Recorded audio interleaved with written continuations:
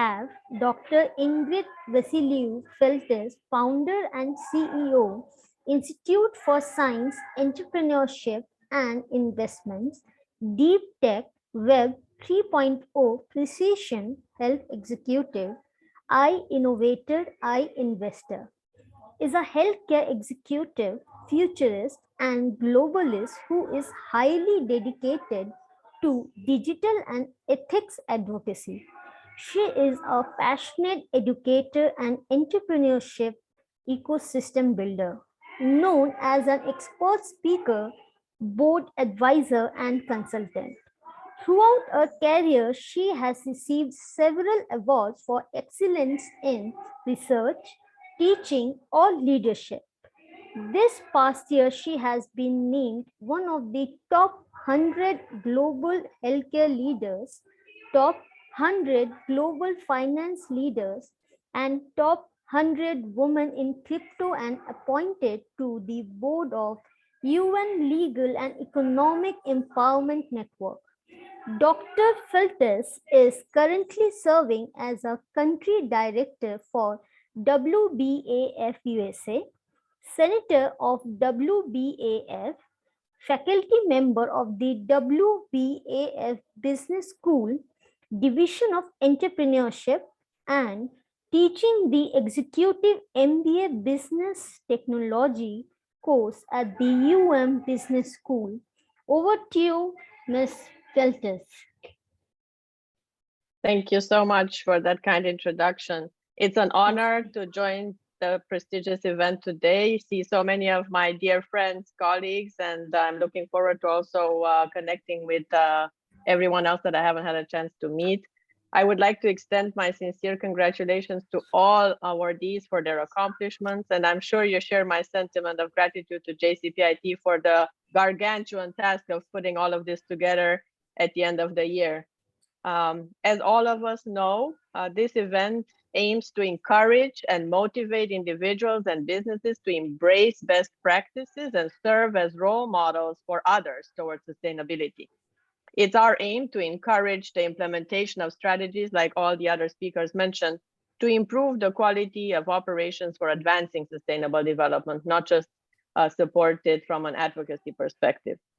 We also hope that these awards today will serve as an inspiration for inclusive transformative action, as Dr. Dahiya just mentioned, and also inspire business excellence and environmental management around the world, not just in focused pilot areas.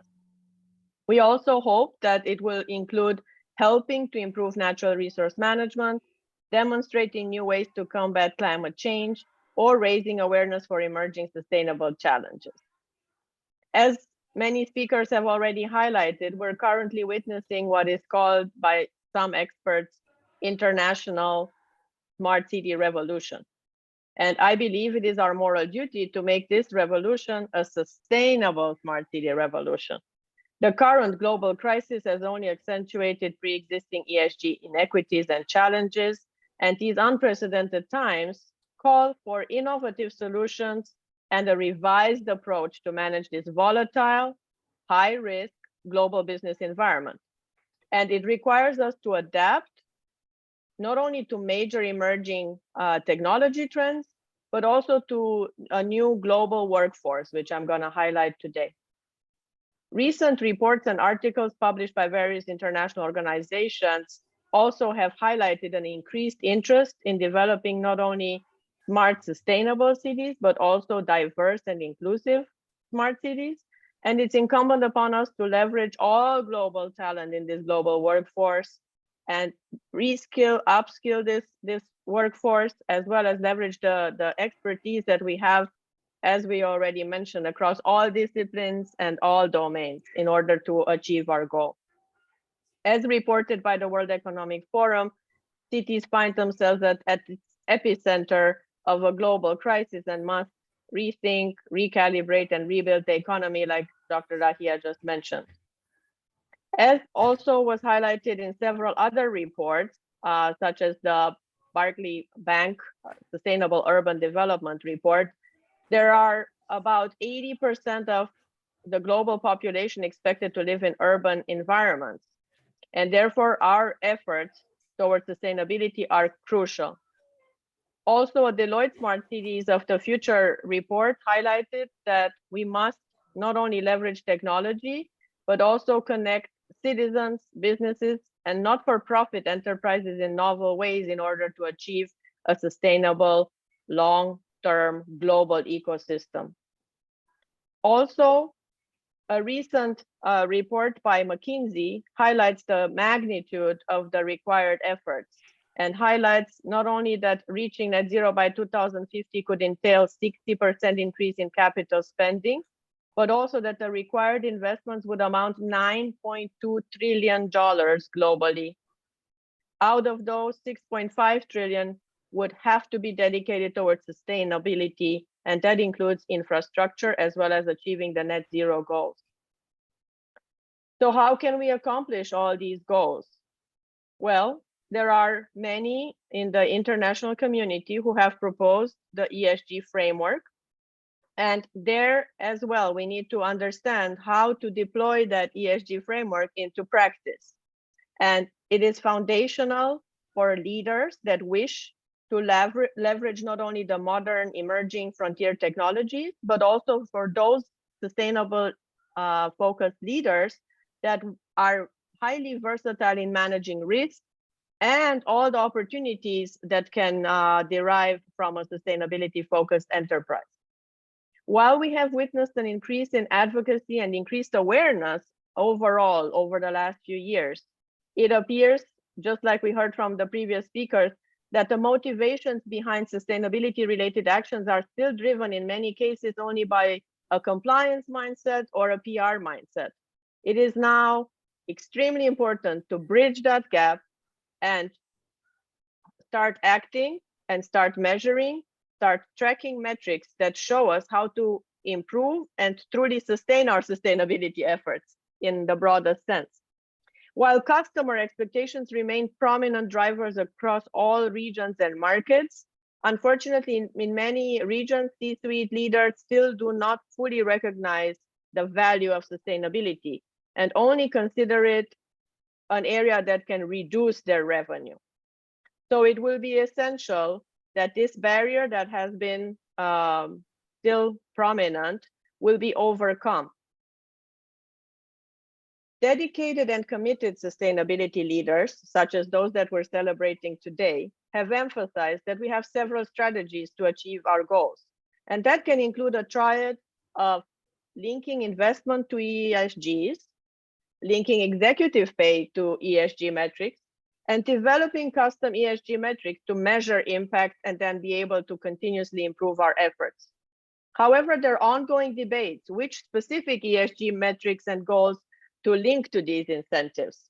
There are still those who only wish to add metrics related to business strategy and the process of creating value, while strong purpose-driven sustainability leaders, such as those that we're celebrating today, push for adding diversity and other environmental goals into the ESG metrics tied to investment.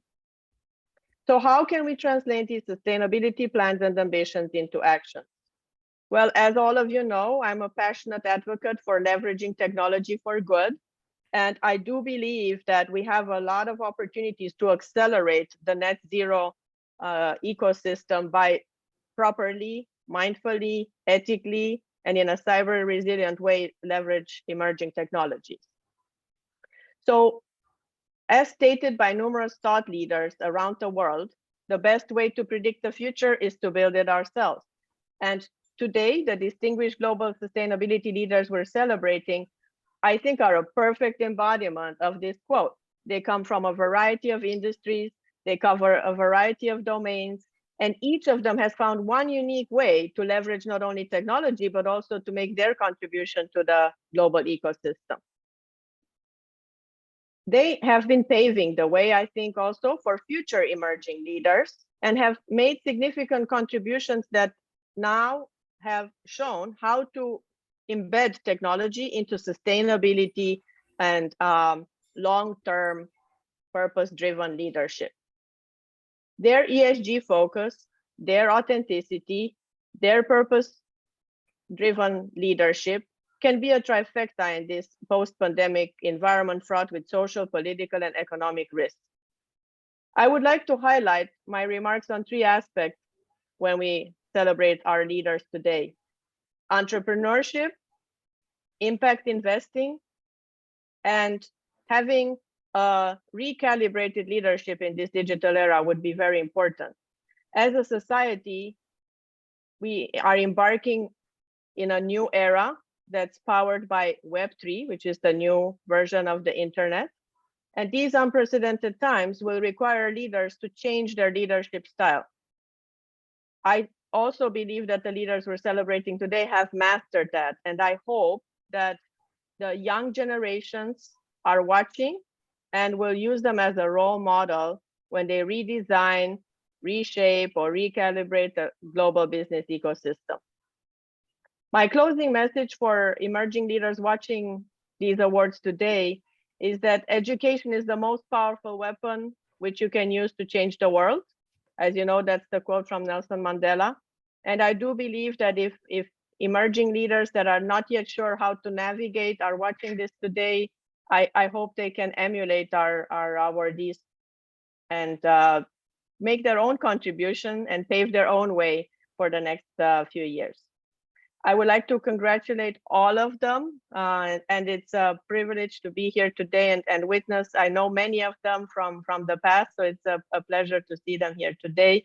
And once again, congratulations to the organizers for putting together such an amazing event. Thank you. Thank you, Ms. Feltes.